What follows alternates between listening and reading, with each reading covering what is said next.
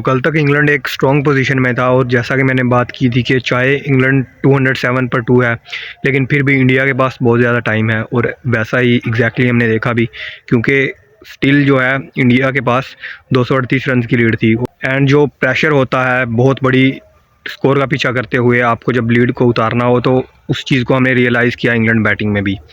Partnerships 2-3 ज़रूर अच्छी लगी थी, बट उसके बाद जिस तरह से इंडिया ने कमबैक किया है, आप कह सकते हो कि एक परफेक्ट दिन रहा है इंडिया के लिए। चाहे अब वो बॉलिंग पर्सपेक्टिव से बात कर लो आप या फिर बैटिंग से, क्योंकि बॉलिंग में तो ऑलमोस्ट एक ड्रीमी डे था इंडिया के लिए, क्योंकि इंग्लैंड का स्कोर था जो वो 207 पर 2 था कल के दिन के इख्तिताम तक, बट जो कलेक्टिव स्कोर है इंग्लैंड का वो है 319।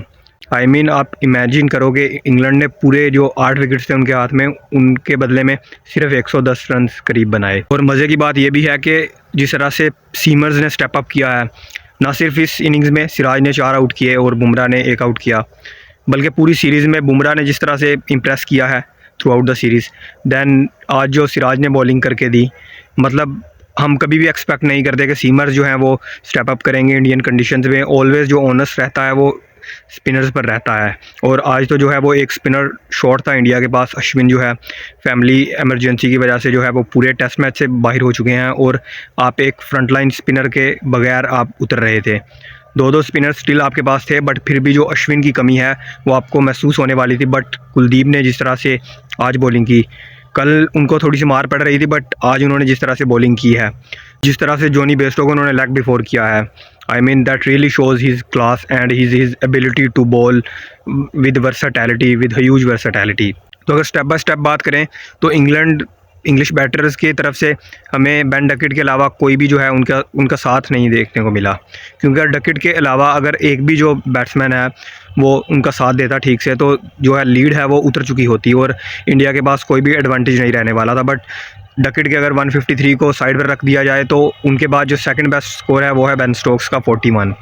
उनके अलावा ओली पॉप के 39 थे, बट उनके अलावा कोई भी कंसिडरेबल परफॉर्मेंस नहीं है। बेन फोक्स की तरफ से फिर से डिसअपॉइंटमेंट हमें देखने को मिली है। जॉनी बेयरस्टो वही मिजरी कंटिन्यू है उनकी भी।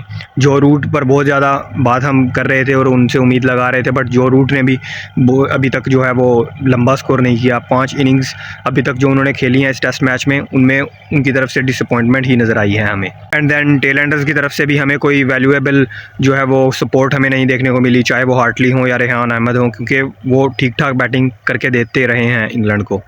तो अगर इंडियन बॉलिंग पर्सपेक्टिव से बात की जाए तो सिराज सेंसेशनल, जितनी उनकी तारीफ़ की जाए कम होगी, क्योंकि पिछले मैच में वो नहीं थे और इस मैच में उन्होंने कमबैक किया है एक तरह से। बुमराह पर आप हर मैच में उनसे आप उम्मीद नहीं लगा सकते, उम्मीद ज़रूर रहती है, बट आप हर मैच में है जो उन पर वो चीज़ें नहीं छोड़ सकते कि वही आपको जो है वो ब्रेक थ्रूज दिलाएंगे और वही जो आपके लीडर ऑफ द पैक रहेंगे। सो एनीवे, अगर इस मैच की बात की जाए तो बैटिंग में अगर हम देखें तो एडवांटेज ऑब्वियसली था। 126 रन का लीड था इंडिया के पास, एंड उसी चीज़ का फ़ायदा उठाया यशस्वी जायसवाल ने। और जो ख़ास बात मैं यशस्वी जायसवाल में देख रहा हूँ वो ये है कि उनका इंटेंट जो रहता है वो सिचुएशन को देख कर रहता है। उनको पता था कि 126 रन की लीड है इंडिया के पास, प्रेशर इंडियन ओपनर्स के ऊपर नहीं था, और उसी चीज़ का फ़ायदा उठाकर कैरी थ्रू करके उस चीज़ को उन्होंने अटैकिंग क्रिकेट खेली अपनी, और 104 रन पर वो रिटायर्ड हर्ड हुए हैं, अभी भी वो आउट नहीं हुए। दैन रोहित शर्मा जल्दी आउट हुए, बट उनके बाद शुभमन गिल ने आकर ग्रीस को संभाला और वो फॉर्म में नज़र आ रहे हैं। 65 पर वो भी नॉट आउट हैं। दैन रजत पाटीदार की तरफ से डिसअपॉइंटमेंट, अभी तक वो उनकी तरफ से कोई ख़ास परफॉर्मेंस नहीं निकल कर आया, वो 0 पर आउट हुए हैं। एंड देन अभी कुलदीप यादव को भेजा गया है एक दफ़ा फिर से नाइट वॉचमैन के तौर पर। ओवरऑल जो इंडिया का अभी स्कोर है सेकंड इनिंग्स में वो 196 पर 2 है, एंड लीड जो हो चुका है टोटल वो 322 रन की लीड हो चुकी है।